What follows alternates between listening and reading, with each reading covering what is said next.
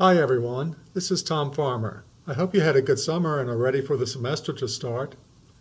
Today I'm going to give you a little bit of background for the article on special educators as intervention specialists. This is a paper I wrote with Kevin Sutherland, Betsy Talbot, and others for a special issue in the Journal of Emotional Behavioral Disorders on intensifying interventions that was co-edited by Dan Magan, Joe Webby, Deb Brooks, and myself.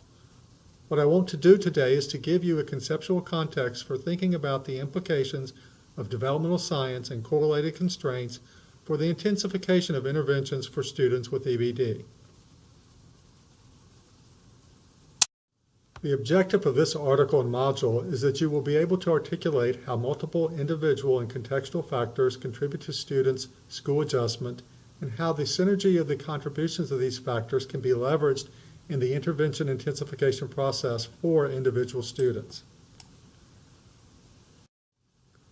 One of the common complaints I hear from teachers about social and behavioral interventions for students with EBD is that an intervention will work for a while, but then the problem comes back and is worse than ever. Therefore, a guiding question for this article is, how can we design and monitor individualized interventions to ensure students experience sustained emotional, behavioral, and social adaptation as opposed to temporary improvement and later adjustment problems? As we discuss in detail in the article, developmental science is a systems model. This means everything is bidirectionally connected and all developmental factors influence each other.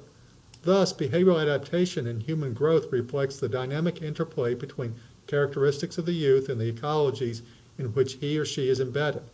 There are 4 corollaries of this perspective that are central to this article. First, children develop as an integrated whole. Cognitive, physical, social, and behavioral functioning do not develop isolated from each other. Second, multiple factors operate as a correlated system and therefore can operate to constrain each other. Such constraints can be positive if they prevent a problem from developing, but negative if they contribute to and support the development of a problem. Third, to understand a child's development, it is necessary to consider the child in context. And fourth, there are multiple pathways to success.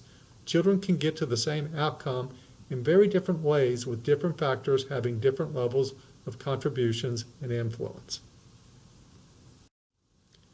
Now, to help you understand a systems view of development, I'm going to ask you to answer a seemingly odd question. What causes the cake? I'd like you to take a minute to write down all the things that you think cause the cake. I asked this question on the first day of class for my Human Development and Classroom Management courses. Over the years, I get the same general answers. As you see on this list, there are about 8 categories of responses. Some students give motivational responses such as, I am hungry, or my grandmother loves me. Others tend to describe cake ingredients, cooking processes, resources, goals, facilitators, opportunities, or competencies. Also, it is not uncommon for people to give 3 or 4 answers that reflect multiple categories. The take-home message here is that folks understand that it doesn't make sense to identify a single cause of a cake. We all understand that multiple things have to come together for a slice of cake to end up on your plate. But when we think about intervening with behavior, we often try to focus in on a single cause, and we try to change 1 or 2 factors such as antecedents and consequences. Antecedents and consequences may be important factors, but there may be other factors that are just as or even more important in the intervention and behavior change process. We often ignore the fact that there's a system of factors that may be operating to contribute to and sustain particular patterns of behavior in a student. So what is the point of this cake metaphor? There are really 5 points. First, at a conceptual level, asking what causes the cake is similar to asking why do kids turn out the way they do. Second, whether a cake turns out a certain way depends on how all the factors come together as a correlated system. Just like the creation of a cake, multiple factors contribute to a student's behavioral development, adjustment, and outcomes.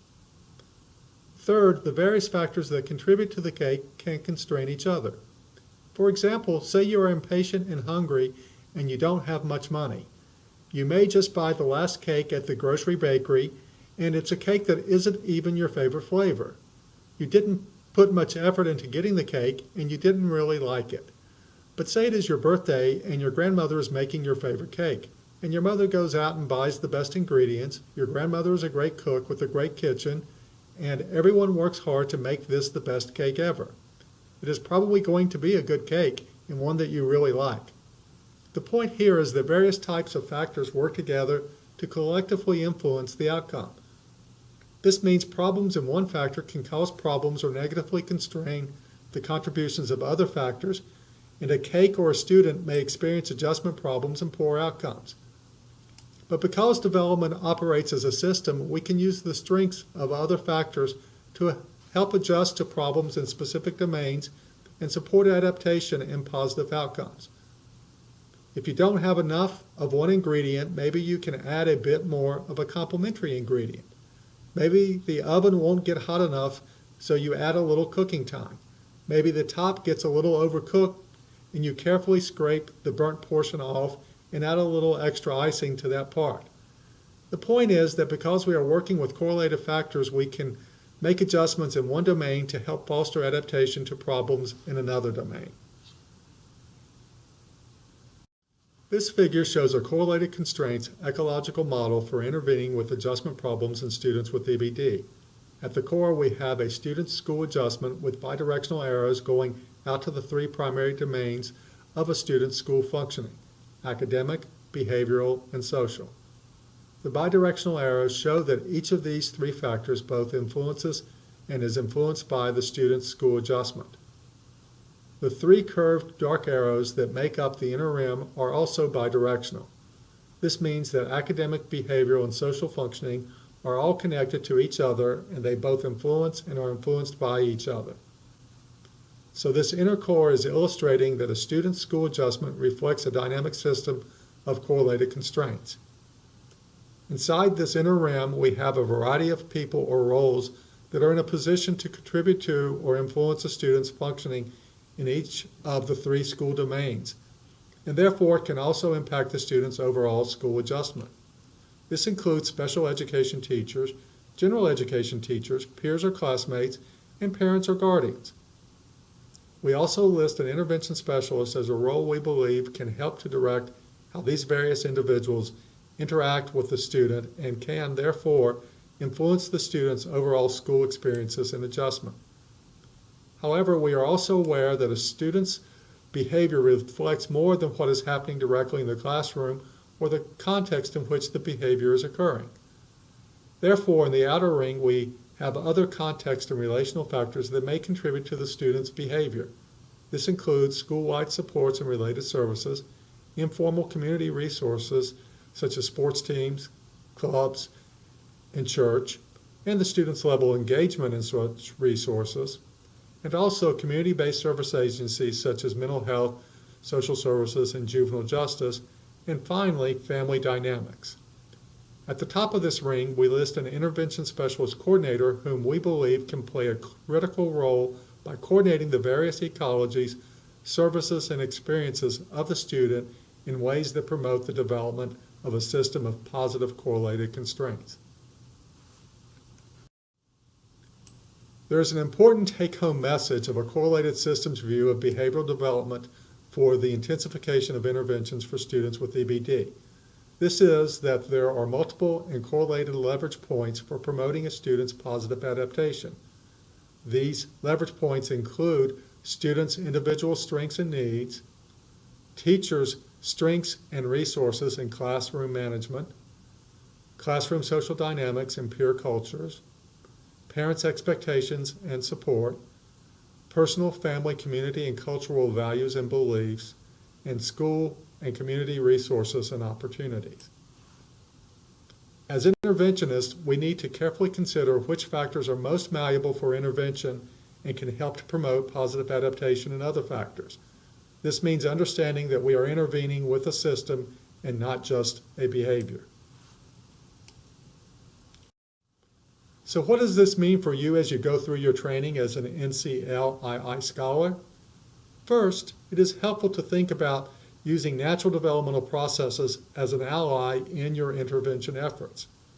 Second, it is often necessary to focus on the whole learner, including the student in context, and the correlated system of factors that contribute to her or his behavior and school adjustment. Third, to address correlated constraints, it is beneficial to focus on fostering and building upon specific strengths of the students. And fourth, we can't expect students to grow out of a problem, but we can leverage the ordinary magic of development. We can do this by making sure that our intervention efforts are coordinated and monitored to promote persistence, resilience, and supportive relations that collectively help foster and sustain productive patterns of behavior and adaptation. Okay, folks, that's all I've got. Thanks, and have a great fall semester.